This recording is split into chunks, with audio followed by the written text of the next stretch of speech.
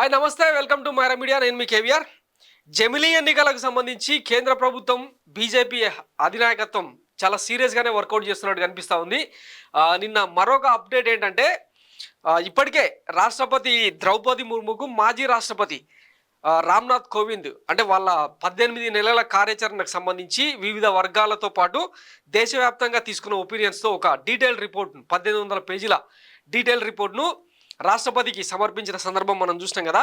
దాని తర్వాత ఈ శీతాకాల సమావేశాల్లో జమిలీ ఎన్నికలకు సంబంధించిన బిల్లును చట్టరూపం దాల్చేందుకు ప్రవేశపెట్టనున్నారన్న కథనాలు కూడా వినిపించిన నేపథ్యంలో తాజాగా వచ్చిన అప్డేట్ ఏంటంటే జమిలీపై ముందుకే 3 బిల్లులు పెట్టనున్న కేంద్రం.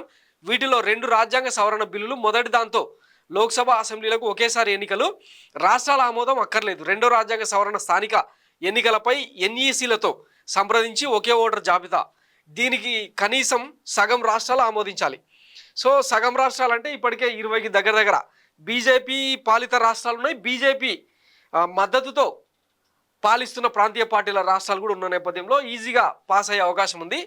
వాస్తవానికి లోక్సభలో 543 మంది సభ్యుల్లో భాగంగా 367 మంది మద్దతు తెలపాలి. రాజ్యసభలో 245 మంది సభ్యులకు గాను 167 మంది పెద్దల సభ ఎంపీలు మద్దతు తెలపాలి. కానీ ఇదంతా అవసరం లేకుండానే ఫ్లోర్ మేనేజ్మెంట్ చేస్తున్నట్టయితే స్పష్టంగా కనిపిస్తుంది అనమాట.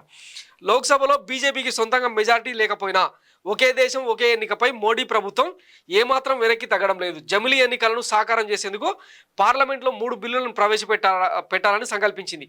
వీటిలో 2 రాజ్యాంగ సవరణ బిల్లులు. మాజీ రాష్ట్రపతి రామ్నాథ్ కోవింద్ సారథ్యంలో అత్యున్నత స్థాయి కమిటీ చేసిన సిఫార్సులను కేంద్ర మంత్రివర్గం ఇటీవల ఆమోదించిన సంగతి తెలిసిందే. ప్రతిపాదిత మొదటి రాజ్యాంగ సవరణ బిల్లు ప్రకారం అపాయింటెడ్ డేకు సంబంధించి 82A అధికరణలో కొత్తగా సబ్ క్లాస్ 1 చేరుస్తారు. లోక్సభ, అన్ని రాష్ట్రాలు, కేంద్రపాలిత ప్రాంతాల అసెంబ్లీలు పదవీ కాలాన్ని ఒకేసారి ముగించేందుకు 82Aలోని సబ్ క్లాస్ 2ను జోడిస్తారు.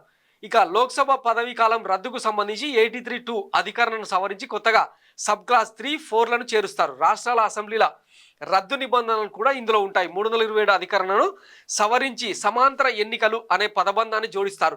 ఈ బిల్లుకు కనీసం సగం రాష్ట్రాలు ఆమోదించాల్సిన అవసరం లేదని కోవింద్ కమిటీ సిఫార్సు చేసింది. దీనిని కేబినెట్ ఆమోదించింది. ఇక రెండో రాజ్యాంగ సవరణ మాత్రం కనీసం సగం రాష్ట్రాల అంగీకారం తప్పనిసరి. ఎందుకంటే ఇది స్థానిక సంస్థల ఎన్నికలకు సంబంధించింది. పూర్తిగా రాష్ట్ర జాబితాలోనే అంశం. లోక్సభ, అసెంబ్లీ ఎన్నికలతో పాటు సమాంతరంగా పంచాయతీరాజ్, పురపాలక, నగరపాలక సంస్థలకు ఎన్నికలు నిర్వహించేందుకు రాష్ట్ర ఎన్నికల కమిషనర్ల SECతో కేంద్ర ఎన్నికల కమిషన్ సంప్రదింపులు జరిపి అన్ని ఎన్నికలకు ఒకే ఓటర్ల జాబితా రూపొందించడానికి ఉద్దేశించిన బిల్లు ఇది. దీని ప్రకారం 324A అధికరణను కొత్తగా చేరుస్తారు. రాజ్యాంగం ప్రకారం ఈసీ, SEC వేర్వేరు వ్యవస్థలు. ఈసీ రాష్ట్రపతి, ఉపరాష్ట్రపతి, లోక్సభ, రాజ్యసభ, అసెంబ్లీ, శాసన మండలి ఎన్నికలు నిర్వహిస్తుంది. SEC పంచాయతీలు, మున్సిపాలిటీల ఎన్నికల నిర్వహణకు సంబంధించిన బాధ్యతను చూస్తున్న సంగతి తెలిసిందే. లోక్సభ, రాష్ట్రాల అసెంబ్లీలో నియమ నిబంధనలు కేంద్ర పాలిత ప్రాంతాలైన పుదుచ్చేరి, ఢిల్లీ, జమ్మూ కాశ్మీర్ అసెంబ్లీలకు కూడా వర్తించేలా 3 చట్టాలు.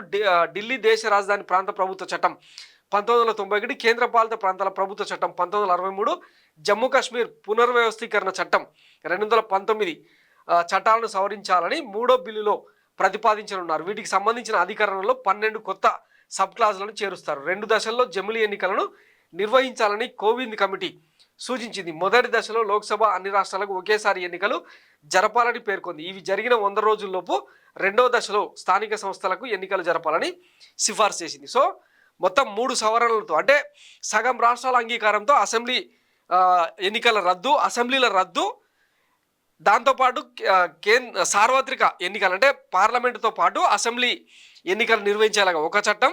రెండోది 100 రోజుల్లోపే స్థానిక సంస్థలు అంటే పురపాలికలు కావచ్చు, మున్సిపాలిటీలు కావచ్చు, స్థానిక సంస్థలు కావచ్చు, ఇవి 3ని కూడా ఏకకాలంలో నిర్వహించేలాగా చట్టసభల్లో బిల్లులు ప్రవేశపెట్టబోతున్నారంట. వాటికి సంబంధించిన సవరణలు కూడా ఆ బిల్లులను ప్రవేశపెట్టబోతున్నట్టు తెలుస్తోంది. మొత్తం మీద మనం ఇంతకుముందే చెప్పుకున్నాం కదా, చాలా తీవ్రమైన చర్చనే జరుగుతుంది. 2026 నాటికి చాలా రాష్ట్రాల్లో 2026-27లో పెద్ద రాష్ట్రాలు అంటే బీజేపీ పాలిత రాష్ట్రాల్లోనే ఉత్తరప్రదేశ్, రాజస్థాన్, మధ్యప్రదేశ్తో సహా బీహార్ ఇట్లాంటి రాష్ట్రాలన్నింటి కూడా ఈ 2 ఏళ్లలో ఎన్నికలు జరగబోతున్న నేపథ్యంలో కొన్నింటిని ముందుకు తీసుకెళ్లడం, మరికొన్నింటిని ముందే రద్దు చేయడం, ఇట్లాంటివన్నీ చేస్తూ 2026 అక్టోబర్లో జమిలీ ఎన్నికలు నిర్వహించేందుకు కేంద్ర ప్రభుత్వం సిద్ధమవుతున్న తరుణంలో మరి రాబోయే రోజుల్లో అప్డేట్స్ ఏంటనేది మనం రెగ్యులర్గా చెప్పుకునే ప్రయత్నం చేద్దాం. శీతాకాల సమావేశాలతో మాత్రం ఒక క్లారిటీ అయితే వచ్చే అవకాశం ఉంది. చూద్దాం మరి ఏం జరుగుతుందని. Thanks for watching Myra media. నేను మీ కేవీఆర్. Thank you.